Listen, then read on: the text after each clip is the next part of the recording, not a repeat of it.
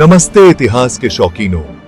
आज हम इतिहास के सबसे रहस्यमयी और शक्तिशाली कलाकृतियों में से एक के बारे में बात करेंगे, वाचा का संदूक, आर्क ऑफ द कवेनेंट।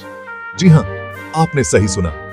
सदियों से इस पौराणिक संदूक ने लोगों की कल्पनाओं को जगाया है और अब समय आ गया है इसके रहस्यों को जानने का। सबसे पहले, वाचा का संदूक क्या है? बाइबल के अनुसार यह एक सोने से ढका हुआ लकड़ी का संदूक था जिसे परमेश्वर के आदेश पर बनाया गया था।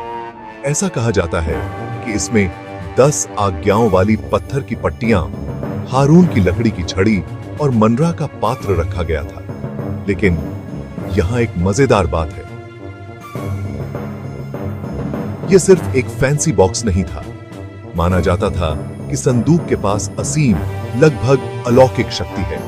ऐसा माना जाता है कि संदूक पूरी सेनाओं को तबाह कर सकता था और इज़राइल के दुश्मनों पर विपत्तियां ला सकता था। उदाहरण के लिए, यरीहो की दीवारों के गिरने का प्रसंग, जहां वाचा का संदूक इस्राएली सेना के साथ आगे बढ़ा और दीवारें गिर गईं, इस बात को दिखाता है कि यह संदूक एक अदृश्य शक्ति को धारण करता था जो असंभव को संभव बना सकता था। इस्राएली इसे युद्धों में ले गए और कहा जाता था कि इसकी उपस्थिति जीत की गारंटी देती है।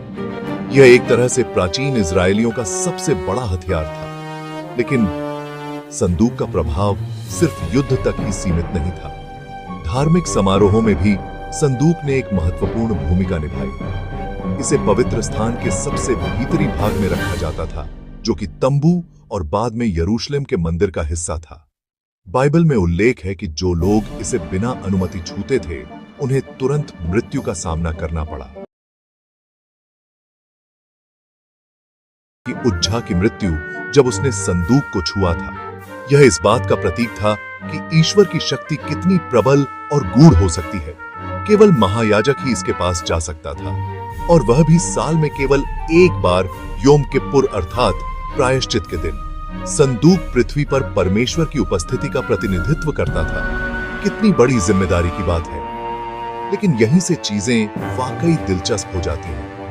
लगभग 587 ईसा पूर्व में यरूशलेम पर बेबीलोन की विजय के दौरान संदूक बिना किसी निशान के गायब हो गया। जब बेबीलोन के राजा नबूकदनेस्सर ने यरूशलेम पर आक्रमण किया तो उन्होंने शहर को तबाह कर दिया, मंदिर को नष्ट कर दिया और इस्राएलियों को बंदी बना लिया। हालांकि इस समय वाचा के संदूक का उल्लेख स्पष्ट रूप से बाइबल में नहीं मिलता, जिससे यह सवाल उठता है कि संदूक का क्या हुआ।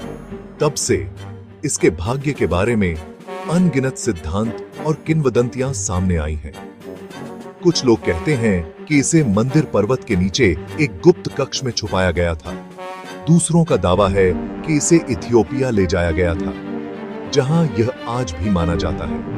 कई अभियानों और जांचों के बावजूद संदूक इतिहास की सबसे बड़ी पहेलियों में से एक बना हुआ है। इसकी शक्ति, वास्तविक और प्रतीकात्मक दोनों, लोगों को आकर्षित और प्रेरित करती रहती है। चाहे वह प्राचीन ग्रंथ हो, हॉलीवुड फिल्में हो, या यहां तक कि आधुनिक समय के खजाने की खोज, वाचा का संदूक दैवीय की हमारी स्थायी खोज का प्रमाण है।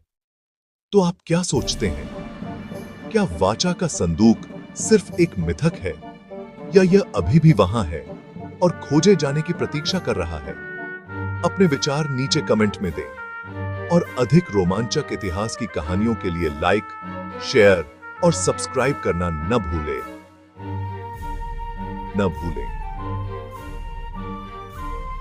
अगली बार तक अतीत की खोज करते रहें।